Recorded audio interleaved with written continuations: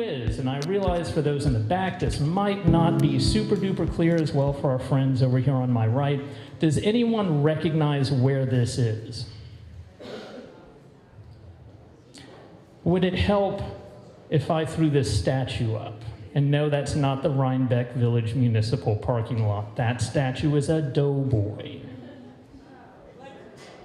I hear Lexington. Yes, this is Lexington Green, also known as Battle Green. And 3 weeks from tomorrow, I, your county historian, will probably be imagining that I'm going to be freezing my bottom off there at 3 a.m., assisting the town of Lexington with rope line interpretation, because that will be the 250th anniversary of the battles of Lexington and Concord, which kicked the whole thing off everywhere except for New York. Yeah, I know, right? Well, we always like to be fashionably late to the party. The 1770s was no exception. And of course, that would be Concord Bridge, where the day more or less concluded unless you were British regular and had to run all the way back to Boston. So what are we going to be talking about tonight? It's more or less what is happening here in Dutchess County and in New York more broadly that gets us up to 1775. Because I'm going to guess that many of you have heard about things like the Boston Tea Party, maybe the Boston Massacre, Sam Adams, who has enjoyed real renaissance as a zombie brewer, you know, come back from the dead 200 years later, and no one remembers your beer recipes. You might have heard some stuff about Virginia, especially the other end of the war, Cornwallis, 1781, surrender. A lot of stuff happens in New York, both before the war kicks off, during the war, and afterwards, like the Bill of Rights, you know, that starts here in New York. But we just haven't done the same level of excellence at the promo game that Massachusetts and Virginia have. So we're going to start to try to turn that back tonight. So when we think about Dutchess on the Brink and New York on the Brink, that is a lead-in into what scholars call the British imperial crisis. That imperial crisis runs from 1763-ish right up till 250 years ago from 3 weeks from now, which sounds like a word problem, and yeah, math, not my strong suit. But anyway, right up till April 19th, 1775. And how do we get there? Well, again, 300 years of American history for you here tonight in 30 minutes. First, we're going to be talking about, super briefly, the period of benign neglect, which begins with the first English colonies in 1585, goes right up until 1763. Then we will be looking at what are the highlights of that imperial crisis here in New York, because it hits differently here than it does in Boston, which tends to soak up most of the attention from the Stamp Act on through to April 19th. And finally, we're going to bring us right up to the edge of that breaking point, which we will return to in our May program. So we're going to keep you on the edge of your seats for like a month and a half, which is right where I want you. So, without further ado, our salutary neglect, benign neglect as some other historians call it, from 1585 to 1755. That's like 4,692 years. You can see why I'm a historian and not a mathematician. But it is a really long time. It starts with our very earliest English colonies here on North America. And yes, the Spanish started earlier, the French started earlier, the Portuguese, big players early on. But with us, it's Roanoke Colony in North Carolina. They actually make 3 attempts, but the first one is 1585. Does not go so well. We still don't know where they ended up. Secondly, we have Jamestown, Virginia in 1607. That stuck around, foundation of modern Virginia in the South. And then finally, the colony of Plymouth, which they insist that I spell with an I. It was the 17th century. Anything went as far as spelling goes. That's 1621. From there, we spread out across the eastern seaboard and move west. Now, during this period, basically constantly, from the 1580s and well past the end of the American Revolution, we have constant warfare going on. Some of these are the wars of colonization, pitting settlers against indigenous people. A lot of them are extensions of European wars. So you have King William's War, 1689 to 1694, which just happens to line up when William of Orange, also William and Mary, if you know that band, is fighting the French in Europe. So every time there's a war in Europe, there's an accompanying side hustle here in North America.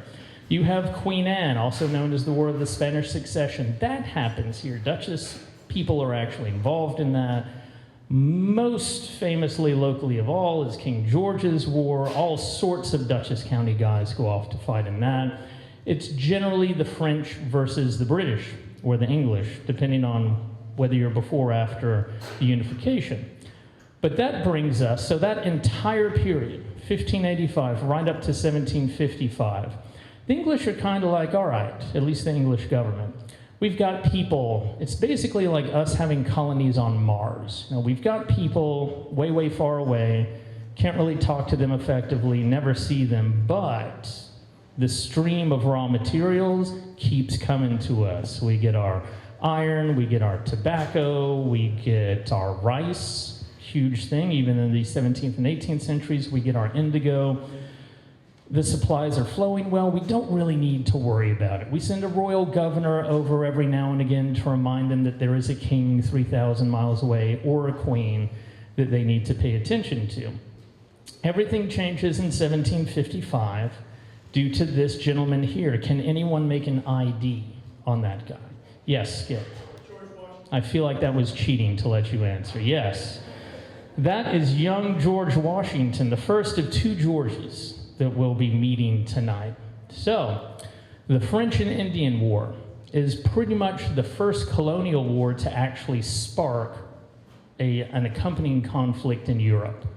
And George Washington kicks it off single-handedly at Fort Necessity in, 1754, when he signs a document. He doesn't read French. His interpreter, it turns out, doesn't really read French either.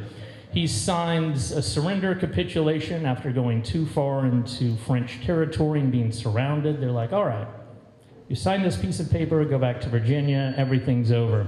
Because they didn't read the 24 different articles in the capitulation, they missed the one where George Washington admitted to assassinating a French officer, which then becomes the cause of war back in Europe. So if there's one person who can be credited with American independence, it's George, because he's like 20 years before everyone else is thinking about this.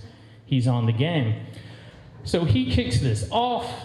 It spreads worldwide in 1755 because all of these major European kingdoms at this point, not necessarily countries per se, Great Britain, France, Spain, the Dutch Republic, to a certain degree even the Portuguese, when they start fighting, all of their colonies start fighting too. So this conflagration spreads throughout the planet. They're fighting this in India.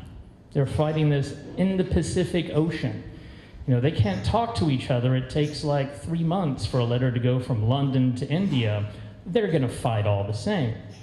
So this is a mighty, mighty endeavor that ends with British supremacy certainly in North America and the Caribbean, and arguably everywhere else. This is really the start of the sun never sets on the British Empire, because the British managed to kick the French out of Canada, because the French would rather hang on to their greater revenue-generating properties in the Caribbean, those sugar islands. They kicked the French out of India. They kicked the French out of large portions of Africa. And they end up with a pretty amazing level of really monopoly win here, like all of the properties. And everyone who has to pass through those has to pay them money. But they quickly become a victim of their own, success. That's what the imperial crisis is all about, because before 1755, and really even through 1763, the colonies are quite happy, especially the 13 of the 26 North American colonies are quite happy with just being sort of loosely part of the British Empire. You have access to 18th century Amazon because British shipping carries everything you could ever want from any part of the globe. And as we see with store ledgers that are preserved here in Dutchess County, folks living in what is today Millbrook, which would have been one of the most difficult places to reach in Dutchess County in 1774, have access to everything that the folks down in New York City do. So that's a pretty powerful motivating force to, like, you know, you're signing up for your streaming TV. That's the one that gives you all the options. But things start to fall apart in 1763. And this is normally where, if we were not talking about New York, we would start talking about people in Boston with last names like Adams and Hancock. But we are here in New York, so we're going to look at some government stuff. This is a quick, for those of you up front, I know it's not that visible back there, this is an image of the battles of the French and Indian War, and you can see that they largely happen here in New York. Yes, there's some stuff down in Pennsylvania, there's stuff in the South, but there's a whole lot of fighting in New York, which means there's a whole lot of British Army officers and British government officials, not the people you want to know what's going on in the colonies, passing through our colony. Now, of course, our state.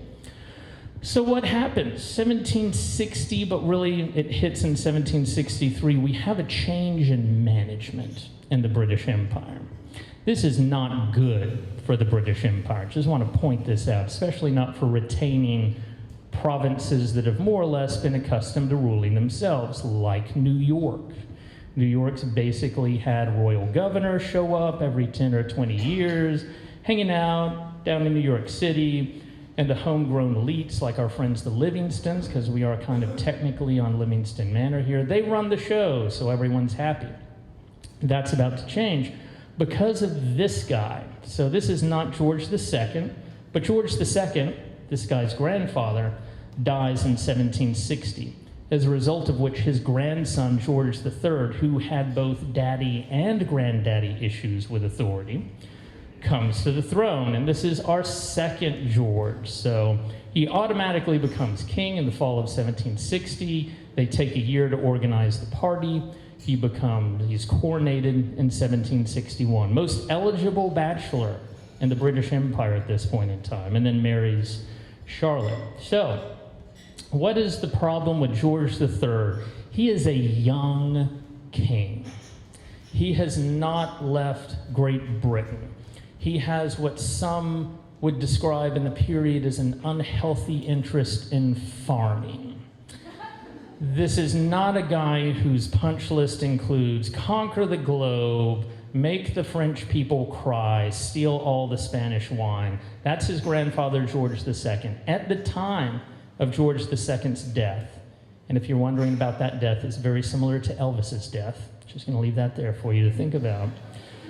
At the time of his death, everyone in charge of the British Empire is thinking, all right, George II, last British king to command troops on a battlefield, like not 5 miles behind the line, but on the front line. He's going to tell us to keep going until all of the world is Britain. We're just going to throw everyone out of every country. If it takes another decade, who cares? Because we're making a lot of money from this war. His grandson, George III, comes in and says, you know, I don't like wars because they kill my subjects. I prefer that we focus on commerce, we focus on farming, we think about philosophy. He was a very gentle and genteel soul compared to his grandfather, his father, Frederick, who died about 20 years before this time. George is just not a guy who's going to be out there trying to conquer everything. Now, the result of this is he tries to be, in his own words, the patriot king. So he's trying to chart a political path that serves his subjects. Unfortunately, when you try to do that in 1763, what you introduce into the equation politically is for the period profound instability, which turns out to be very bad for America. So we're going to do my favorite game, Prime Ministers by George, because from 1714 until 1820, the crown of Great Britain was worn by 3 guys all named George. Yeah, this is why I became an English historian first. So George I reigns from 1714 to 1727. He has, count it, one prime minister. Robert Walpole considered to be the first prime minister, and that's a whole nother story behind the prime ministers. Walpole is in office from 1721 until 1742, 21 years as head of basically the functional part of the state. That's like having one guy in the White House for 21 years.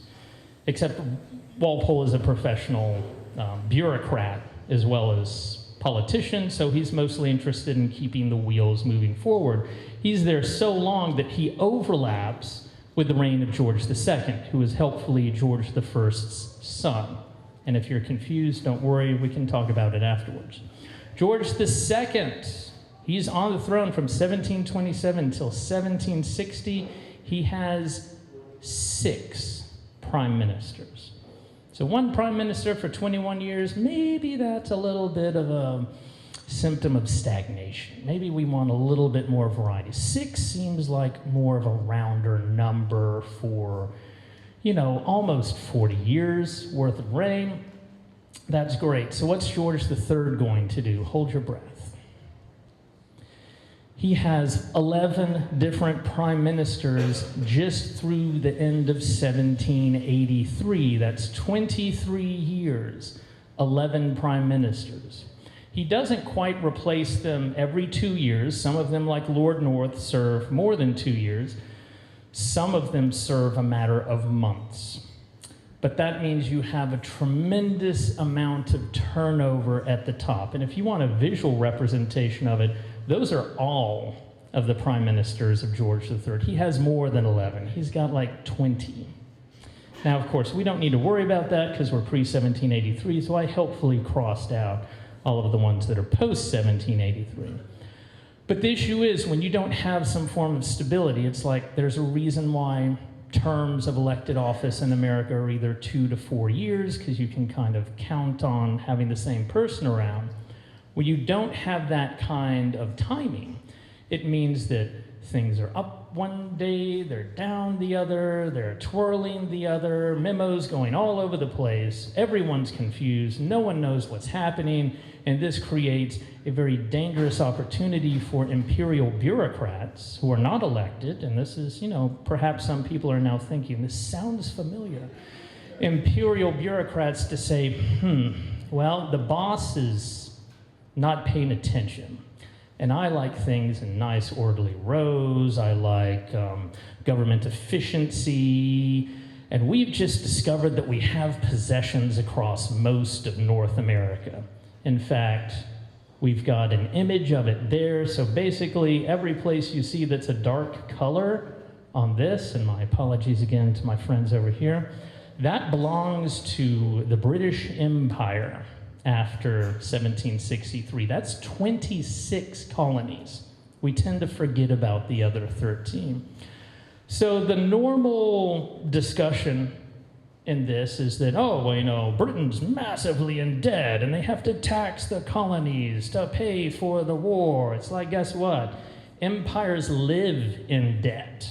Like, no one has a balanced budget in an 18th century empire. Do you think the Spanish and the French are worrying about that? No. It's something far, far worse. It is bureaucrats based in the Greater London area looking at this map and saying, wow, that's a lot of territory. And we've heard all of these stories from officers and other fellow bureaucrats returning from their service in the French and Indian War.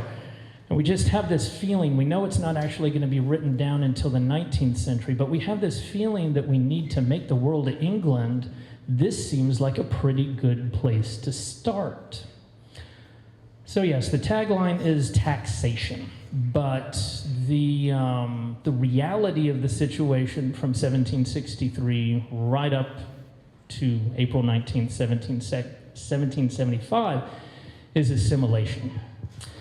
Before 1763, the colonies are generally spoken of as like, well, they're kind of like an English shire, a county, but they're super far west of Cornwall, and we hear from them like once a quarter.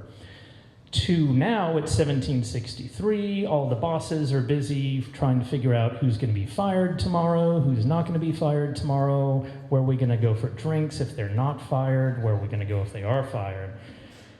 And the more middle and lower people are being like, you know what would look great on North America right now is English tax code, English governance, maybe we can take vacations over there, and we want to make sure that what we see when we land in places like Philadelphia, Manhattan Island, Boston, pretty much looks like the same sort of things that we see when we take a ride down to Kent, or maybe visit our estranged uncle out in Devon or Cornwall. We want to make the world England, which doesn't really fit when a lot of the world isn't compatible with England. And that is what brings us to the imperial crisis writ large.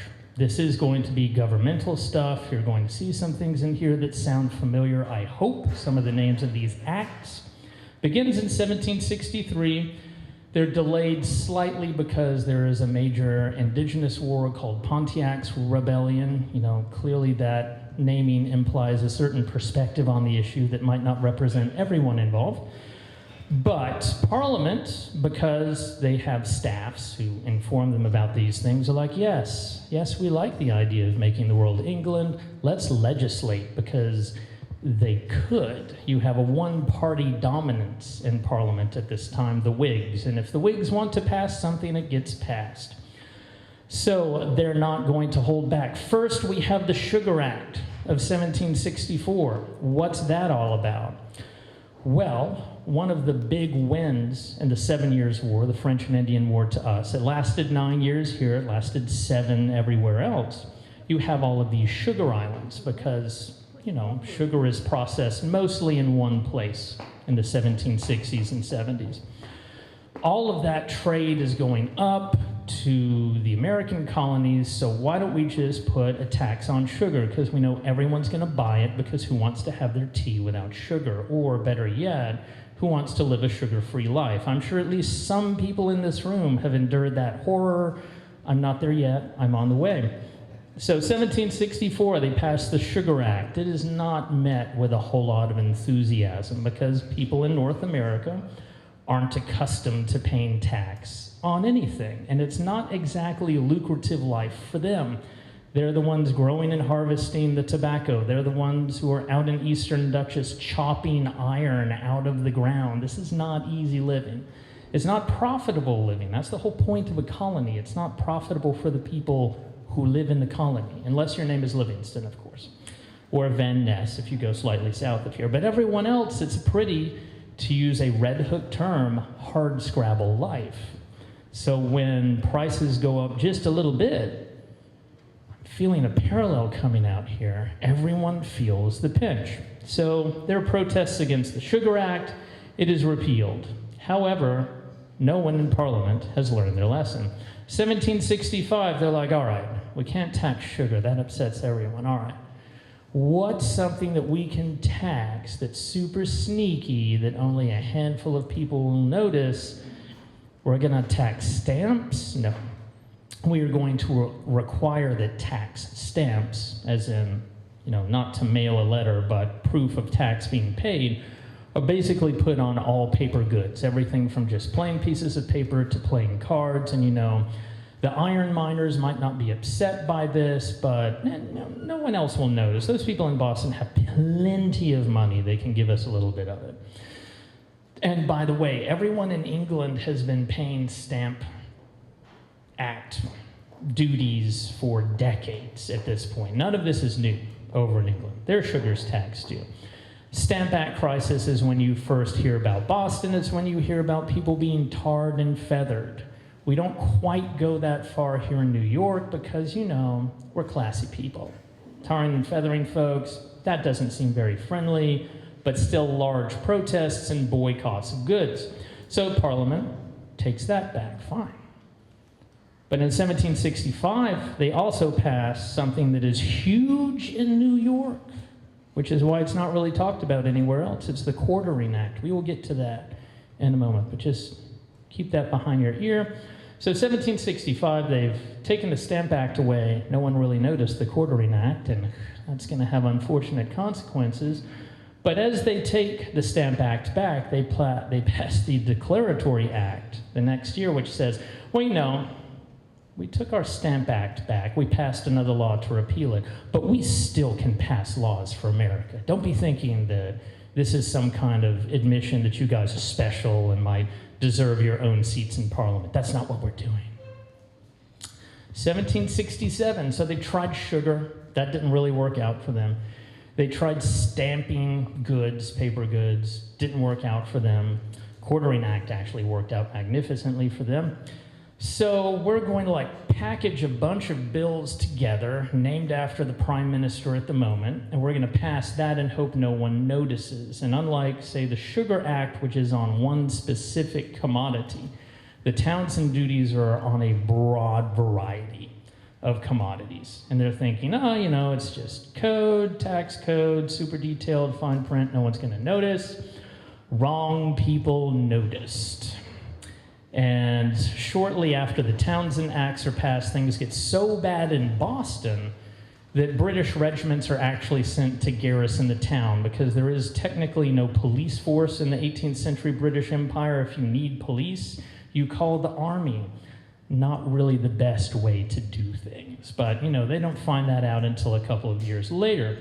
In New York, there are protests against this, but it's not quite time to get rowdy yet. That will be coming shortly. There's the Tea Act of 1773. So this is where your Boston Tea Party comes in. And there's not quite a tea party in Manhattan, but we'll get to that. It's kind of close to that. This is what really ignites everyone, because they were upset about the Townsend Acts, though a little confused, as were the people who were supposed to enforce them. But tea? How can you be English and not drink tea? And the response from London, of course, is how can you be English and not pay tax on the tea that you're drinking? Because we all do over here, and we just want you to join us in our awesome tax-laden existence. Because taxes are civilized due to leading to more paperwork. And if there's one thing that makes the English English, it is their love of paperwork.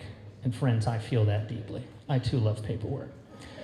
So the Tea Act gets a bunch of stuff dumped in Boston Harbor, leads to protests up and down the eastern coast. So you have tea parties basically everywhere, from what is today Maine all the way down to Florida, to protest this. None quite as violent as Boston's. At this point, Parliament decides that it's time to send a strong, direct message to America. Something that everyone will get. But not something that will impact everyone, because, you know, the folks in New York, they weren't really happy about the Tea Act, but neither did they hijack 3 East India merchantmen and dump all of the tea into New York Harbor. So there's one standout outlier here that I think that we can focus on. We call them the Intolerable Acts. The English passed them under the title of the Coercive Acts. It's a bad sign when an elected assembly names their own package of bills coercive. They are sending a very direct message. So that bill package includes such lovely things as the Boston Port Closure Act.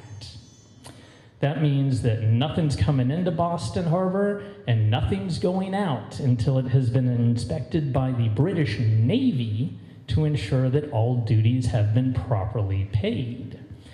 The second act, which is huge for... Are there any folks from Massachusetts here tonight? Well, that's one person. So you know about Charter Day in Massachusetts, the Charter Oak, all of the charter stuff. Yeah, the charter is huge in Massachusetts. It was granted to them before the English Civil War. So we're talking pre-1640s here. It is the first real... Well, it's the first documented evidence in the British Empire of a king saying, well, you know, I guess you can govern yourselves, whatever. Just keep all of the important stuff that comes out of Massachusetts flowing to England. So the second part of the package of the Coercive Acts invalidates the charter, revokes it. and puts a guy that we're going to meet shortly, General Thomas Gage, the commander-in-chief of the British Army in North America, and is the governor of the Massachusetts Bay. So now you have out-and-out direct military government, and one of the first things he does is to tell the elected assembly, you don't need to worry about gathering anytime soon. Go on home, enjoy your farms. And that is what leads our friends across the border to get super duper upset in the spring of 1775. Now, what does this all mean for New York? Well, they didn't like the Sugar Act. They didn't like the Stamp Act. They didn't like anything else that came after that.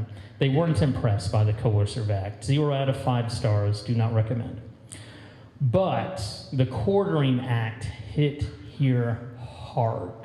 Massive protests, unlike anything that is seen in the rest of the what would soon become rebellious 13 colonies. So the promo for the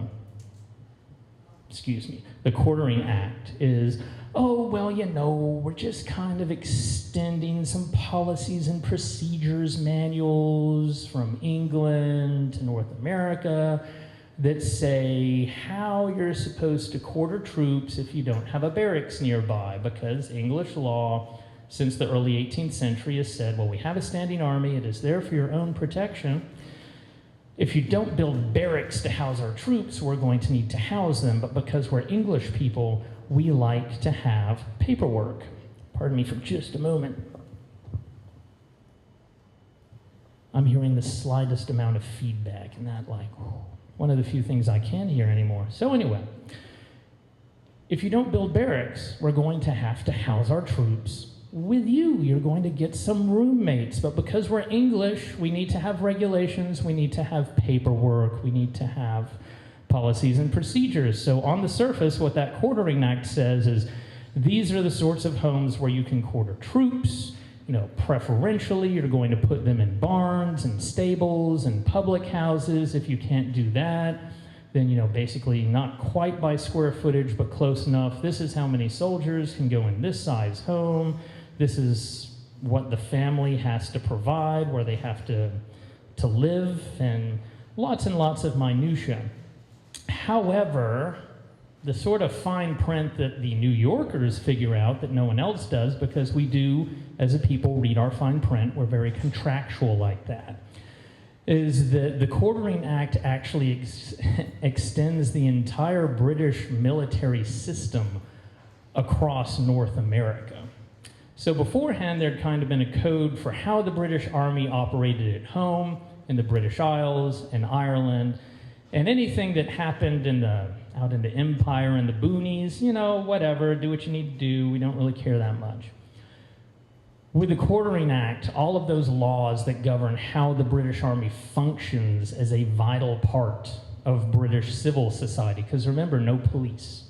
So if you are the government and you need some folks to help you maintain quote-unquote law and order, your only backup is the army.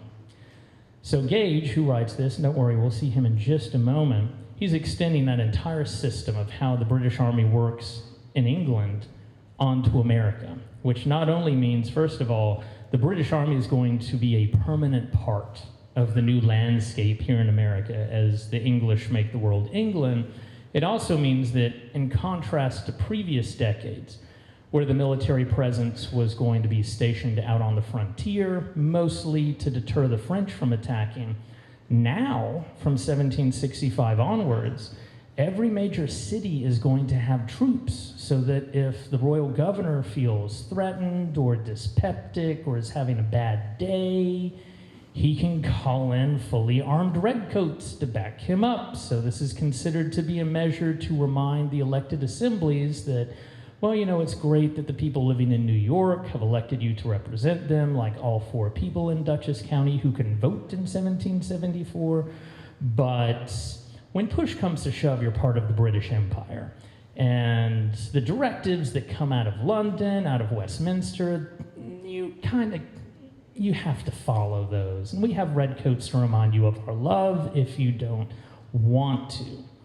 Massive protests up and down the Hudson Valley, Even here in Dutchess County, there is a military occupation in southeast Dutchess County by the 28th Regiment of Foot from 1766 to 1767. They set up in what is now eastern Putnam County. But it's like, yeah, there was a redcoat occupation here in sleepy Dutchess. And if you want to hear more about that, come out to eastern Dutchess in June, where we will be sharing the details. None of this really changes anything to do with the Quartering Act or the extension of the military system, including the military justice system, to North America. All because of this guy here. This is General Thomas Gage. Thomas Gage is not really a fighting general, though he has done a lot of fighting in the French and Indian War. He was actually with Washington at the Battle of the Monongahela, also known as Braddock's Defeat. Managed to escape without being killed, which is a real achievement that day. He serves the rest of the war, but his real powers are in administration. So after each of these battles, he's thinking, I think our casualty report forms could be more effective if we added another column to it. That's the kind of mind we're talking about here. So, at the end of the 7 Years' War, 1763, basically it's a race to see how many and which British officers can get home. Whoever draws the short straw has to stay in America.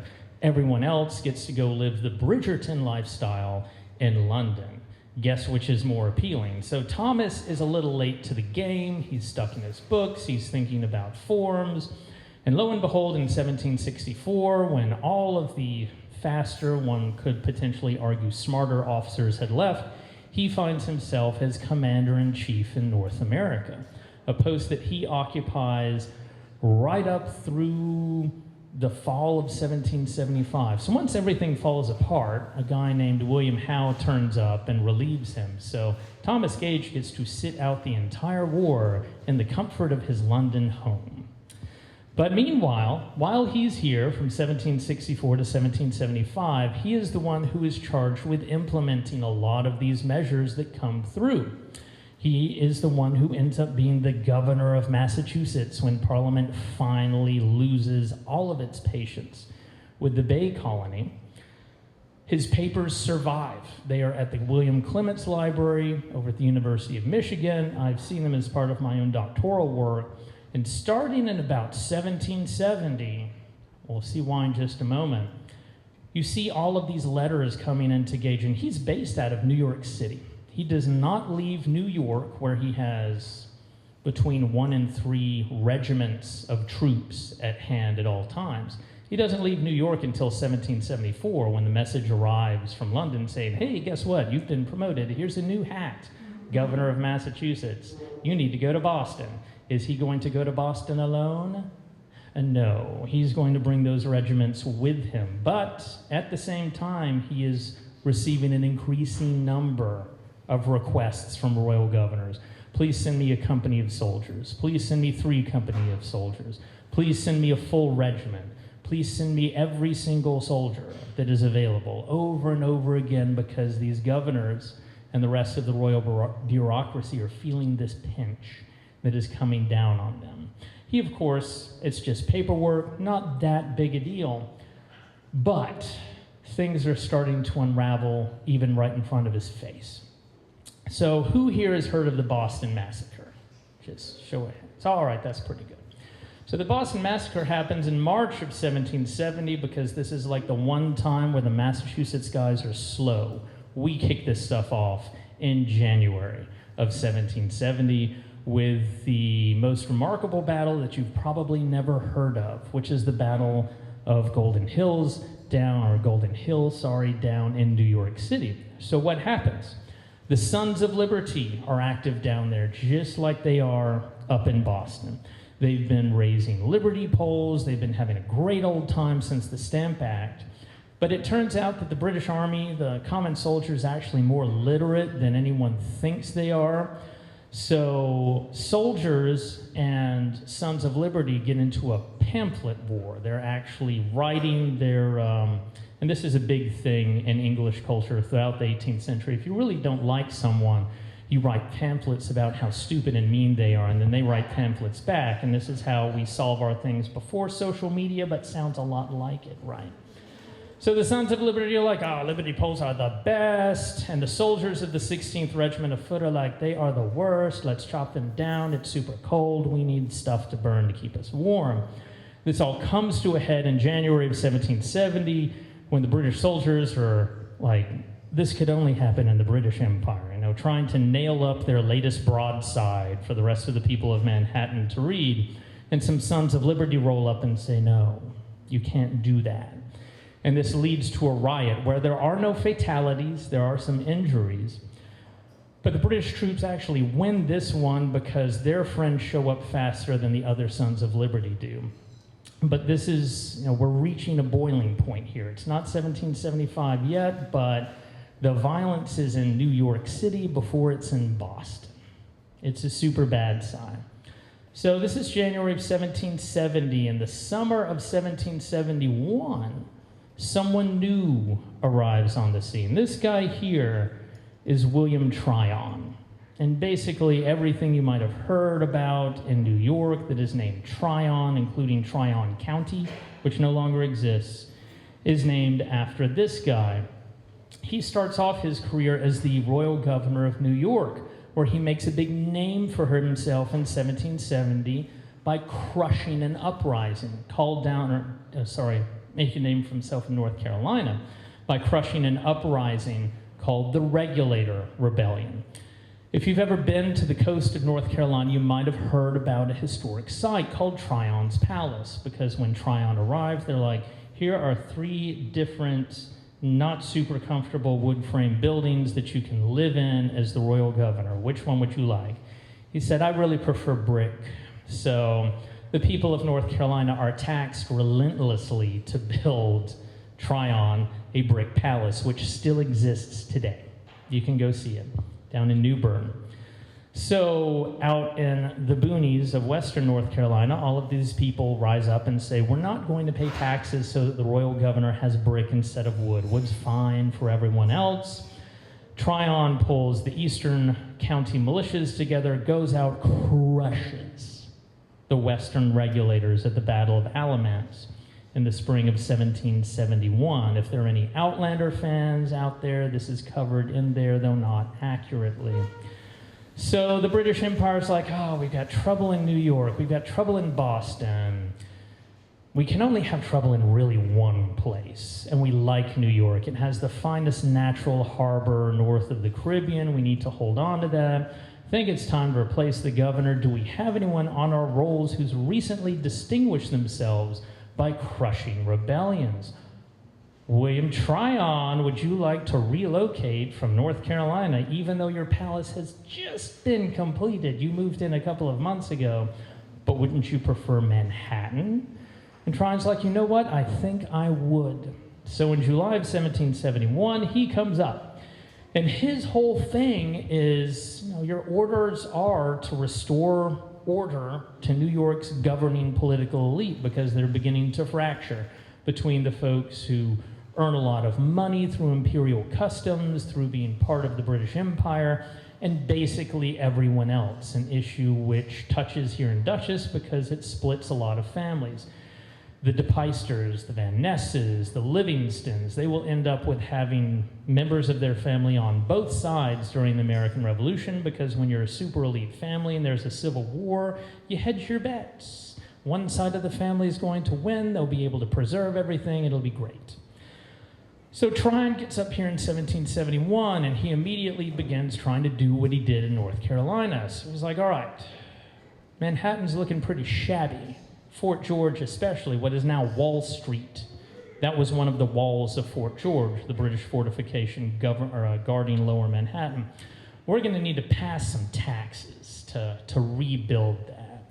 We also need to overhaul our militia laws, because, the militia was really helpful for me down in North Carolina, and I think it could be helpful here too, but you haven't had a new militia law since the end of the French and Indian War. So we need to update those regulations and sort of things like that, which managed to alienate a whole bunch of people. And then we get to the Tea Act crisis. So we know that up in Boston, there's a huge tea party, things get thrown into the harbor. Things are more civilized in Manhattan because the Sons of Liberty, A, give warning that any attempt to meet or to land the tea will be met with extreme violence, and B, Governor Tryon keeps the tea ships away from the docks. His whole thing is, we're going to find some place on the coastline of Manhattan to land this tea in secret, in the dead of night. They'll never know about it. It'll show how much better we are than Boston at evading rebels. Well, after threats are made on his life by the Sons of Liberty, this does not end up happening. So he backs off, but the damage has been done because in August of 1774, people are preparing for the First Continental Congress. And in a place we know today as Stanford, a group of individuals meets on behalf of the people of the county of Dutchess to elect representatives to go down to Philadelphia in a few weeks to directly represent Dutchess County at the First Continental Congress. And to hear the rest of the story, you'll have to join us back here in May. Yeah. So that is 300 years of American colonial history in sort of 30-ish minutes. Thank you all very much. I'm hoping that was enough for everyone, but if there are a few questions, I can try to field them. If you'd rather eat and drink, I'm right there with you.